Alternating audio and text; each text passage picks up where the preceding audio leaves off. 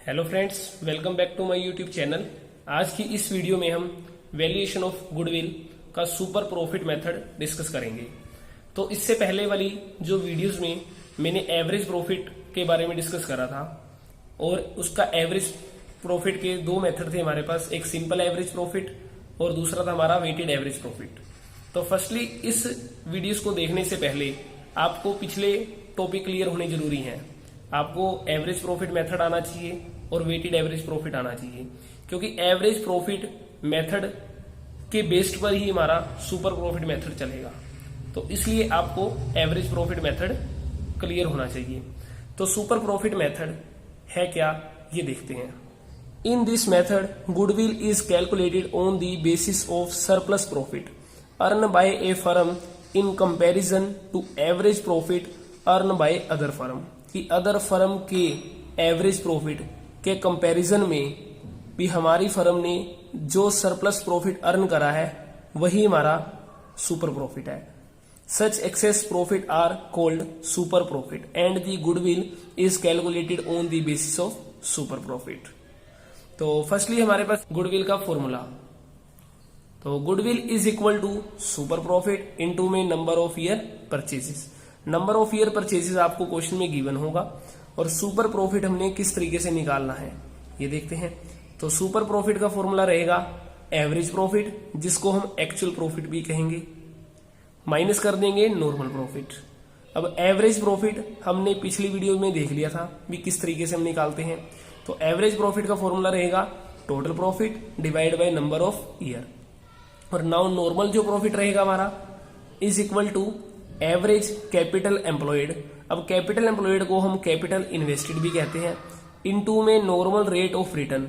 Normal rate of return जो कि आपको क्वेश्चन में गिवन मिलेगी, और नॉर्मल रेट ऑफ रिटर्न को शॉर्टकट में हम NRR भी कह सकते हैं, normal rate of return divide by 100 करना है अपने। और जो एवरेज कैपिटल एम्प्लॉयड है हमारी किस तरीके से निकलती है, असेट्स माइनस लायबिलिटीज, या फिर आपका सेकंड पार्ट क्या हो सकता है इस तरीके से, शेयर कैपिटल प्लस रिजर्व। एक ये भी पॉइंट लग सकता है हमारा फॉर्मूला। नाउ इसके अंदर थर्ड रहेगा opening capital employed plus closing capital employed divide by 2। हमारा ये थर्ड फॉर्मूला रहेगा एवरेज कैपिटल एम्प्लॉयड का।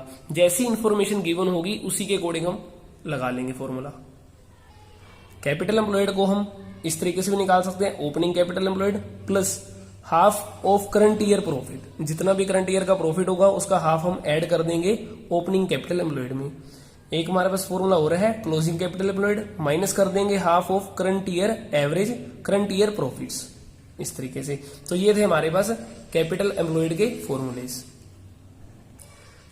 तो इस मेथड से गुडविल की वैल्यू निकालने के लिए हमारा जो फर्स्ट स्टेप रहेगा वो है हमारा नॉर्मल प्रॉफिट। फर्स्ट स्टेप के अंदर हमने नॉर्मल प्रॉफिट की कैलकुलेशन करनी कि नॉर्मल प्रॉफिट हमारा किस तरीके से आएगा। तो फर्स्ट स्टेप हम निकालेंगे नॉर्मल प्रॉफिट, सेकंड स्टेप में हम निकालेंगे सुपर प्रॉफिट, ठीक है। और थर्ड स्टेप जो हमारा लगेगा वो गुडविल का फॉर्मूला, इस तरीके से। तो इसका अब करते हैं एक प्रैक्टिकल क्वेश्चन। क्वेश्चन है हमारे पास, a firm earn net profit during the last 7 year as follows. 2009, 10, 11, 12, 13, 14, 15 के प्रॉफिट हमें गिवन है। The capital invested in the firm is ₹12 lakh. Normal rate of return in the same type of business is 10%। Calculate the value of goodwill on the basis of 2.50 years, ठीक है। Purchases of average super profit earn during the above mention 7 year. तो हमने जो निकालनी है goodwill average super profit से। Super profit को हम एवरेज सुपर प्रॉफिट भी कह सकते हैं। तो हमने इस तरीके से निकालनी है। तो फर्स्ट जो स्टेप है हमारा इस क्वेश्चन के लिए कि हमने नॉर्मल प्रॉफिट निकालना है, और नॉर्मल प्रॉफिट का जो फॉर्मूला है हमारा कैपिटल एम्प्लॉयड इनटू में normal rate of return divide by 100। तो फर्स्ट स्टेप हमारा रहेगा नॉर्मल प्रॉफिट की कैलकुलेशन। तो नॉर्मल प्रॉफिट का फॉर्मूला हमने लिख लिया है, कैपिटल एम्प्लॉयड या कैपिटल इन्वेस्टेड हमारे पास है 12 लाख रुपए की, और जो नॉर्मल रेट ऑफ रिटर्न है वो 10% है।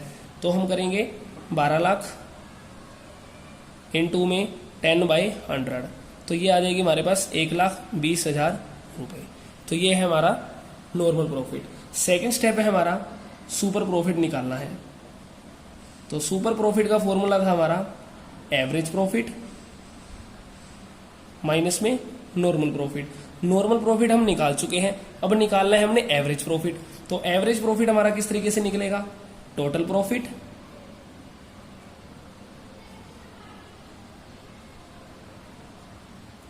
Divide by number of year. जितने सालों का प्रॉफिट जोड़ेंगे उतने सालों से हम डिवाइड कर देंगे।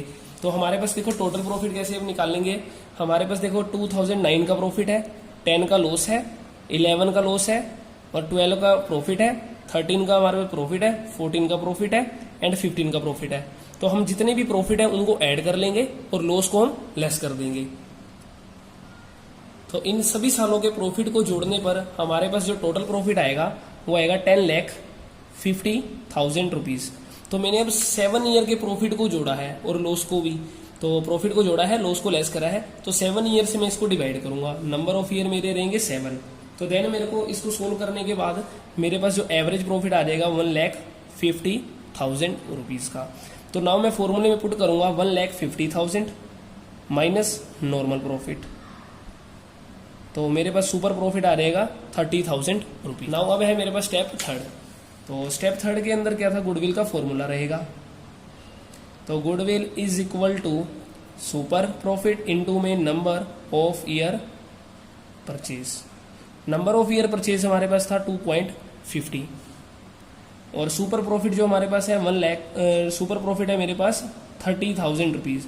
तो 30,000 इंटू 2.50 कर देंगे तो देन हमारे पास गुडविल की जो अमाउंट आ जाएगी 75,000 रुपीज।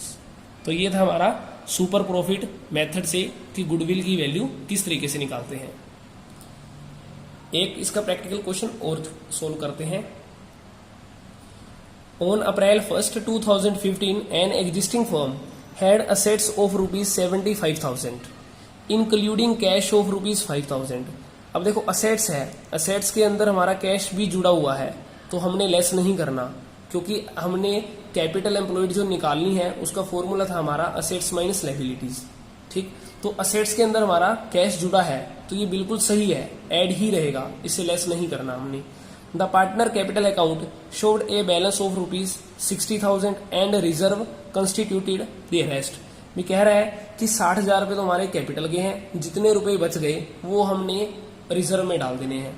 ठीक है, तो भी आपको ये पॉइंट बताते हैं आगे कैसे समझाएगा।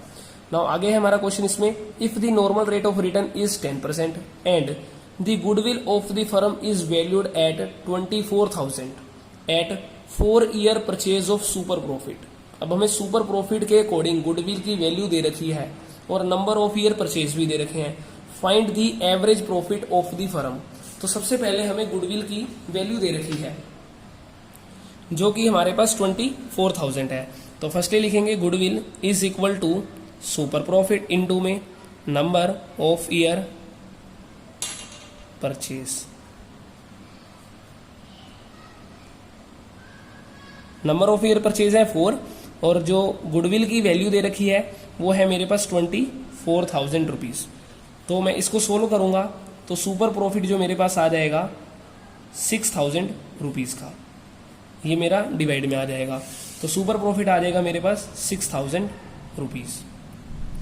अब क्वेश्चन में कह रखा है कि आपने एवरेज प्रॉफिट निकालना है। तो अब देखो सुपर प्रॉफिट का जो फॉर्मूला है मेरे पास एवरेज प्रॉफिट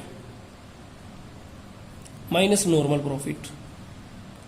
अब एवरेज प्रॉफिट निकालना है तो इसलिए इसको एक साइड में करेंगे एवरेज प्रॉफिट, और सुपर प्रॉफिट उसके अंदर ऐड कर देंगे हम नॉर्मल प्रॉफिट को, तो देन हमारा आ जाएगा एवरेज प्रॉफिट।